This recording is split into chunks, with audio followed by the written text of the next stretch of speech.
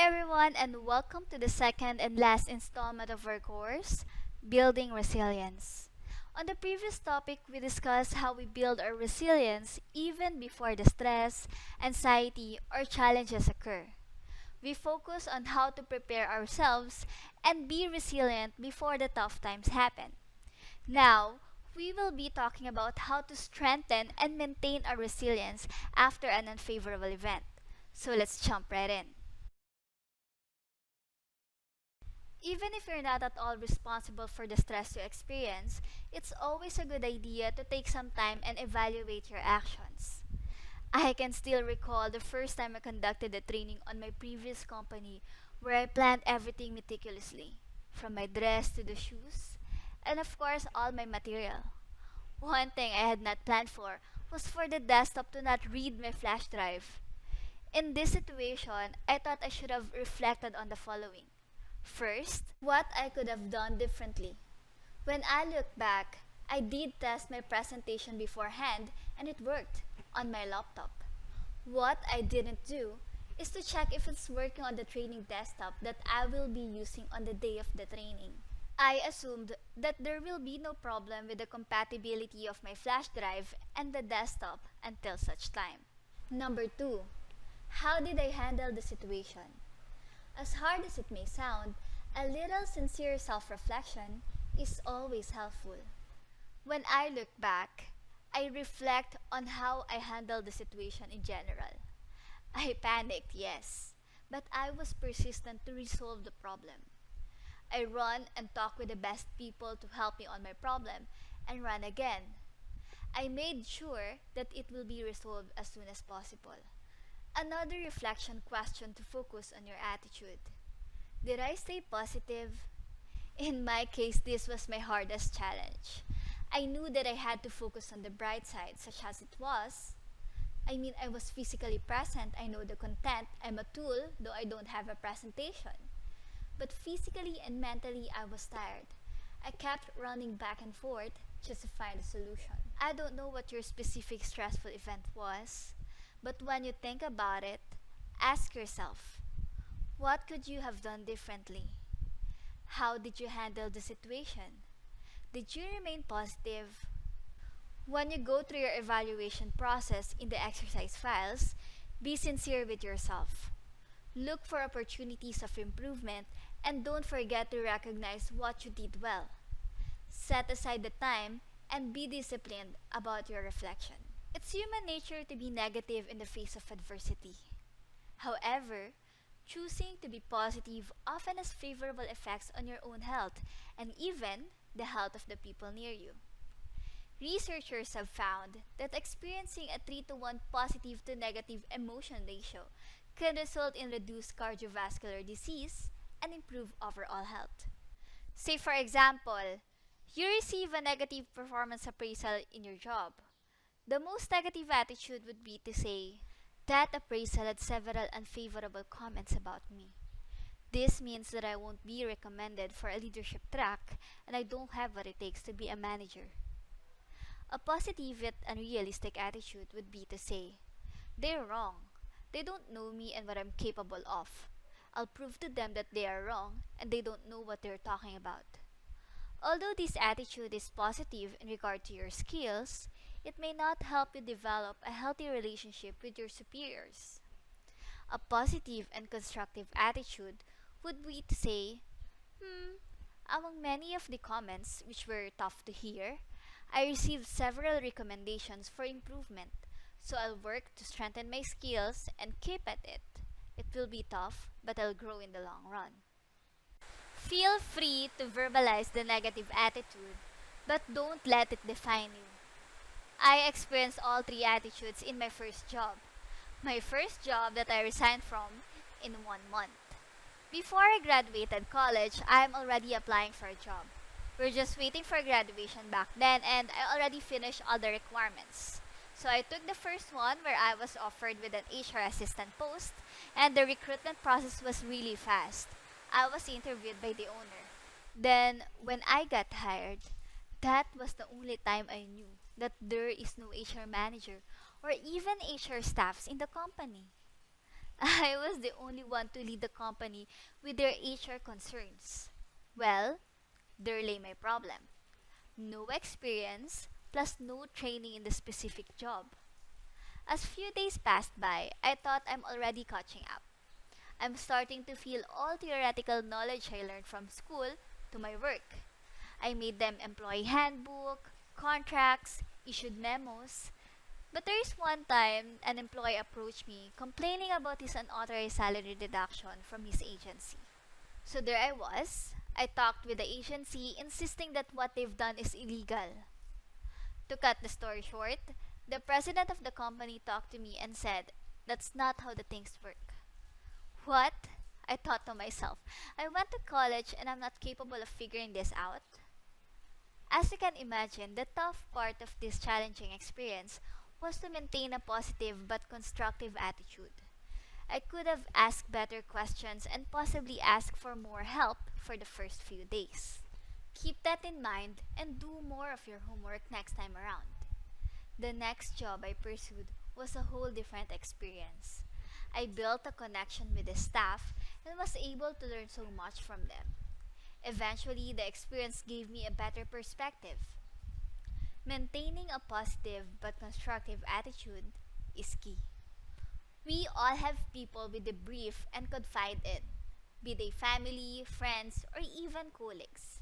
Just like athletes are surrounded by professionals who work with them to achieve excellence, us too should seek out advisors who can help us debrief and grow from the experience of adverse events. It is not necessary to officially invite them to what we call advisory board. We could just freely ask them to give us feedback on how we have handled the situation. Being action oriented is one of the key characteristics of our advisory board. What we mean by this is that they don't spend time looking for the blame or commiserating with us. They are focused on helping us increase our overall resilience. In situations that are likely to reoccur and where we have some potential influence in, we could hear questions like, what aspects of the situation could you potentially improve on in the future? What can you do to be sure that this doesn't happen again? Is there anything positive that came out of the situation? Can you have any positive influence on what happens next? Your advisory board should be individuals who can coach you to work through your challenging event and help you process it emotionally. They are people you trust to provide honest feedback, perhaps after they give you a pep talk or lend you a sympathetic ear. Most importantly, they guide you with their actionable feedback. It may take a team to help you raise your resilience threshold. If you don't have one yet, start recruiting. Are you a person that mules over and analyzes everything again and again?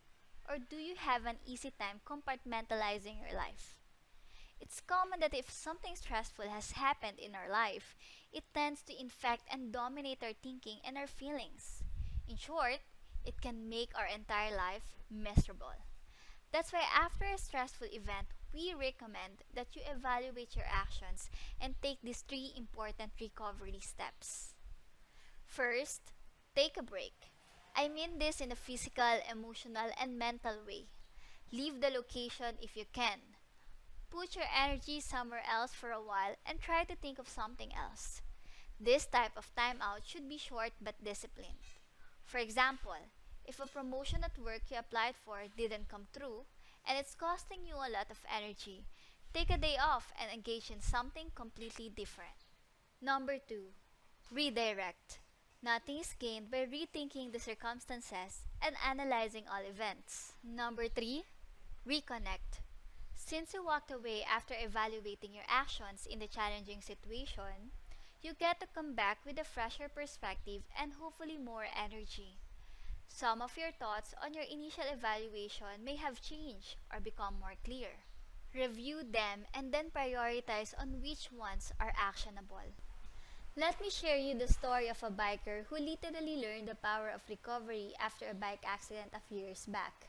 For the past 15 years, he raced in triathlons, the sport where you get to swim and bike and run for close to about 2.5 hours in the Olympic distance. The swim was pretty smooth and the sun was starting to come down on the transition area, making the start of the bike a comfortable temperature. He was feeling good, so he rode the first 10 miles in a comfortable pace. Feeling pretty relaxed, he reached for his water bottle, making the position of his handlebars unstable for a split second. At that spot, the pavement met the bridge with a metal ground seal, and it sent him crashing into the asphalt at 22 miles an hour. It was an unexpected, pretty spectacular, and very painful fall. Thankfully, the injuries were not as bad as they would have been, but the whole experience was pretty scary. Having had other bike mishaps in the past, he was prepared to deal with the physical adversity, but he was able to continue in the sport because of what he did after the accident. Initially, he really had to take a break, and after evaluating what he could have done differently, he tried not to mentally repeat the last few minutes he remembered on the bike.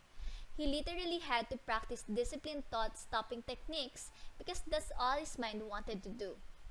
He redirected his energy to things he could do while healing from his injuries and finally reconnected with a fresh attitude a few weeks later.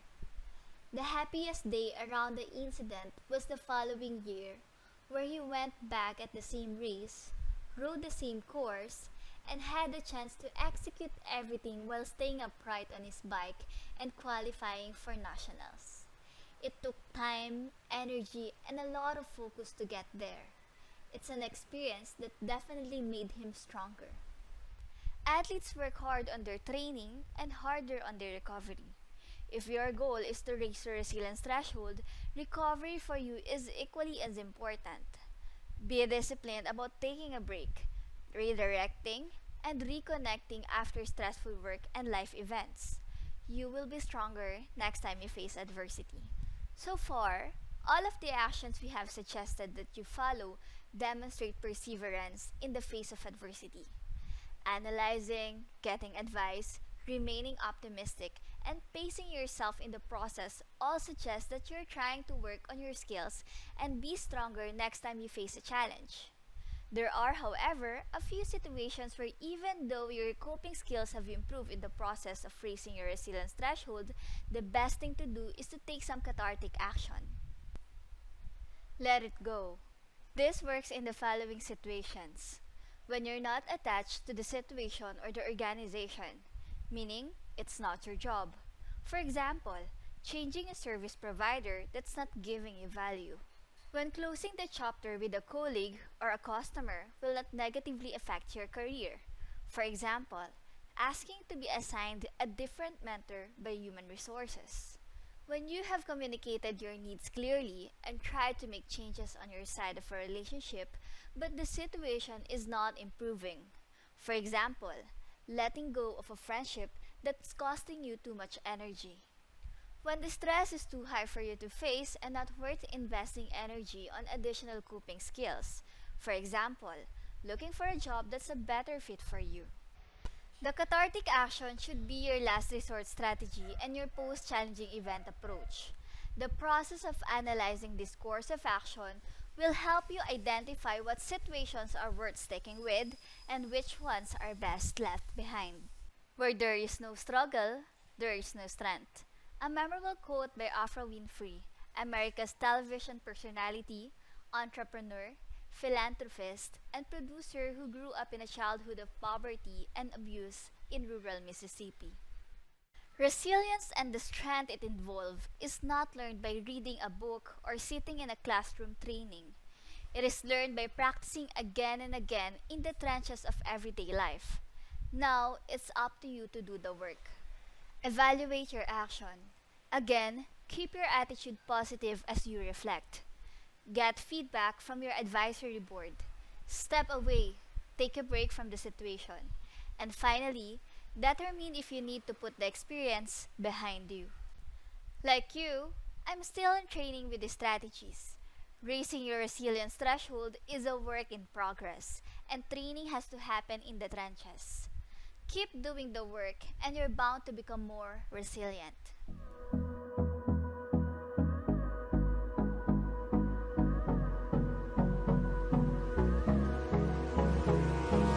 Hold me close till I get up. Time is barely on our side. I don't wanna waste what's left.